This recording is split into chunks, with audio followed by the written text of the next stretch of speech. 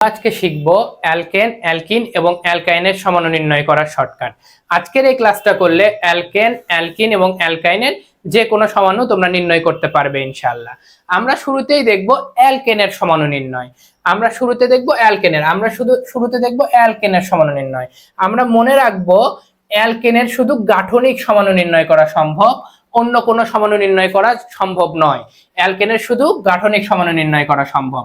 অ্যালকেনের সমন্বয় নির্ণয় করার ক্ষেত্রে আমরা একটি সূত্র মনে রাখবো, সেটি হলো 2 to the power n-4 plus 1। এখানে n হইল কার্বন সংখ্যা। n কি ভাইয়ারা? n হলো কার্বন সংখ্যা, অর্থাৎ তুমি যে কয় কার্বন বিশিষ্ট যৌগের সমন্বয় নির্ণয় করতে যাচ্ছ সেটাই হবে n এর মান। আবার বলি, অ্যালকেনের সমন্বয় নির্ণয় করার ক্ষেত্রে 2 to the power n-4 plus 1, অর্থাৎ এটাই একটা সূত্র পড়লেই তুমি অ্যালকেনের যত রকম সমন্বয় আছে সবগুলা নির্ণয় করতে পারবা। আসো আমরা শুরু করি। আমরা প্রথমে মিথেনের সমন্বয় নির্ণয় করতে গেলে 2 to the power n-4 plus 1, এখানে n এর মান কত? n এর মান 1, কারণ এক কার্বন বিশিষ্ট যৌগের সমন্বয় নির্ণয় করতে যাচ্ছি। তাহলে এটা কি হবে? 2 টু দি পাওয়ার 1-4 প্লাস 1, অর্থাৎ 2 টু দি পাওয়ার -3 প্লাস 1। যেহেতু এখানে নেগেটিভ আসছে, অর্থাৎ এর কোনো সমন্বয় নির্ণয় করা সম্ভব নয়, অর্থাৎ এটা একটি একক যৌগ। আবার আমরা যদি ইথেনের ক্ষেত্রে দেখি, একই সূত্র 2 to the power n-4 plus 1 is equal to 2 to the power 2-4 plus 1। এটাও যেহেতু ঋণাত্মক এসেছে 2 এর পাওয়ার, অর্থাৎ এটাও একটি একক যৌগ, এর কোনো সমন্বয় নির্ণয় করা সম্ভব না। আমরা যদি প্রোপেনের ক্ষেত্রে দেখি, 2 to the power n-4 plus 1 is equal to 2 to the power 3-4 plus 1 equal to 2 to the power inverse plus 1। এটাও যেহেতু ঋণাত্মক এসেছে, এটাও একটি একক যৌগ, এর কোনো সমন্বয় নির্ণয় করা সম্ভব না। অর্থাৎ আমরা দেখলাম অ্যালকেনের ক্ষেত্রে এই তিনটার কোনো সমন্বয় নির্ণয় করা সম্ভব নয়, এই তিনটি একটি একক যৌগ। এখন আমরা যদি বিউটেনের ক্ষেত্রে দেখি, তাহলে 2 to the power n-4 plus 1 is equal to 2 to the power 4-4 plus 1 is equal to 2 to the power 0 plus 1 is equal to 2, অর্থাৎ এর দুইটি সমন্বয় সম্ভব, অর্থাৎ এর সমন্বয় সংখ্যা 2। আমরা যদি এখন পেন্টেনের ক্ষেত্রে দেখি, 2 to the power n-4 plus 1 is equal to 2 to the power 5-4 plus 1 is equal to 2 to the power 1 plus 1 is equal to 3, অর্থাৎ পেন্টেনের তিনটি গাঠনিক সমন্বয় নির্ণয় করা সম্ভব। এখন যদি আমরা হেক্সেনের ক্ষেত্রে দেখি, 2 to the power 6-4 plus 1, same সূত্র আমরা তোমাদের প্রথমেই বলেছি যে একটি সূত্র দিয়ে তোমরা সব নির্ণয় করতে পারবা। তাহলে 2 টু দি পাওয়ার 2 প্লাস 1, অর্থাৎ হেক্সেনের 5টি গাঠনিক সমন্বয় নির্ণয় করা সম্ভব। আমরা যদি হেপ্টেনের ক্ষেত্রে দেখি, 2 টু দি পাওয়ার 7-4 প্লাস 1, অর্থাৎ 2 to the power cube plus 1, অর্থাৎ এর 9টি সমন্বয় নির্ণয় করা সম্ভব। কিন্তু আমাদের সমস্যা হয়ে যাবে এই তিনটায়। 7 কার্বনের পর আমাদের এই সূত্রগুলাতে একটু চেঞ্জ করতে হবে। সেটা কেমন ভাইয়ারা? যদি 8 কার্বন হয় তাহলে 2 to the power n-4 plus 2। যদি আমার 9 কার্বন হয় 2 to the power n-4 plus 3। যদি আমার 10 কার্বন হয় সেক্ষেত্রে 2 to the power n-4 plus 11। এই সূত্রগুলো বসালেই আমরা আমাদের কাঙ্ক্ষিত সমন্বয় পেয়ে যাব। তোমরা এগুলো নিজেরা সমাধান করে আমাদের ক্ষেত্রে অক্টেন, ননেন এবং ডেকেনের যে সমন্বয় এগুলো কমেন্ট বক্সে জানাই দাও।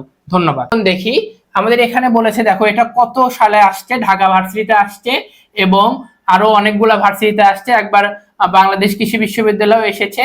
এবং একটি গুরুত্বপূর্ণ উদাহরণ দেখবো। দেখো আমাদের এই শর্টকাট দিয়ে কত সহজে হয়ে যায়। আমাদের এখানে বলেছে যে C5H12, অর্থাৎ এটা একটা অ্যালকেন। অ্যালকেন কিভাবে বুঝবো? অ্যালকেনের সাধারণ সংকেত কি? CnH2n+2। দেখো এই ফর্মুলা কিন্তু CnH2n+2 কে সাপোর্ট করতেছে, অর্থাৎ এটা একটা অ্যালকেন। তাহলে অ্যালকেনের সমন্বয়ের ক্ষেত্রে আমরা কি শিখছিলাম? 2 to the power n-4 plus 1।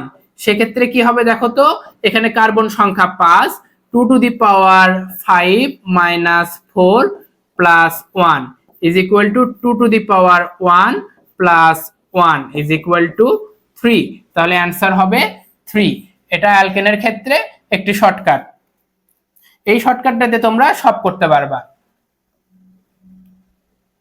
পরবর্তী ক্ষেত্রে আমরা দেখব অ্যালকিনের সমাণু নির্ণয় করার ক্ষেত্রে। অ্যালকিনের সমাণু নির্ণয় করার ক্ষেত্রে আমাদের দুটি বিষয় মনে রাখতে হবে, সেটি হলো জোড় কার্বন বিশিষ্ট এবং বেজোড় কার্বন বিশিষ্ট অ্যালকিনের সংখ্যা।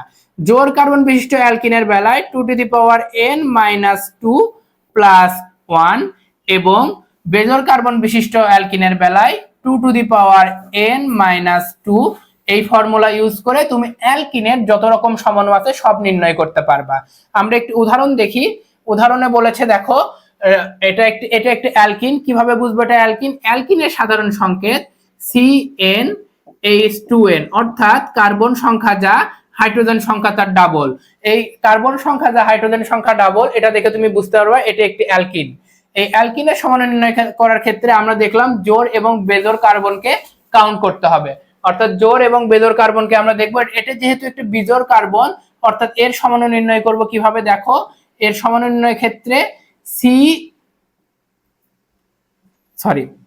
2 to the power n minus 2, অর্থাৎ এর সমাণু কিভাবে, এখানে n এর মান কত 3, অর্থাৎ 2 টু দি পাওয়ার 3 মাইনাস 2, অর্থাৎ এর সমাণু নির্ণয় 2টি। এটা যেহেতু একটি জোড় কার্বন, এটা কিভাবে নির্ণয় করব? 2 to the power n minus 2 plus 1। এক্ষেত্রে কি হবে, এখানে n এর মান কত 4, অর্থাৎ 2 to the power 4 minus 2 plus 1 is equal to 2 to the power 2 plus 1, অর্থাৎ এর 5টি সমাণু সম্ভব। এটা যেহেতু একটা বিজোড় কার্বন এবং অ্যালকিন, কিভাবে বুঝেছি, যেহেতু কার্বন সংখ্যা যা হাইড্রোজেন সংখ্যা তার ডাবল। আবার বিজোড় কার্বনের বেলায় আমরা শিখেছি 2 to the power n minus 2, অর্থাৎ 2 টু দি পাওয়ার 5 মাইনাস 2, অর্থাৎ 2 কিউব, অর্থাৎ এই যে অ্যালকিন অর্থাৎ পেন্টিন, এর 8টি সমাণু নির্ণয় সম্ভব। অ্যালকাইনের ক্ষেত্রে আমরা অ্যালকিনের ক্ষেত্রে যা শিখেছি, অ্যালকাইনের ক্ষেত্রেও same 2 to the power n minus 4 plus 1। যদিও এটি সমস্ত অ্যালকিনের ক্ষেত্রে প্রযোজ্য নয়, এই দুইটাই পরীক্ষায় বেশি আসে এবং পরীক্ষায় যদি অ্যালকিন থেকে সমাণু আসে এই দুইটাই আসবে। আমরা এই দুইটার ক্ষেত্রে এই সূত্র অ্যাপ্লাই করতে পারি, সেটা হলো 2 to the power n minus 4 plus 1। অর্থাৎ আমরা অ্যালকেনের ক্ষেত্রে যেটা দেখেছিলাম 4 কার্বন বিশিষ্ট যে অ্যালকেনের সমাণু 4 কার্বন বিশিষ্ট অ্যালকাইনের সমাণু একই হবে। সেটা হলো কি 2 to the power n minus 4 plus 1, অর্থাৎ 2 to the power 4 minus 4 plus 1, অর্থাৎ এর সমাণু সংখ্যা হবে 2টি, অর্থাৎ এর 2টি সমাণু সম্ভব।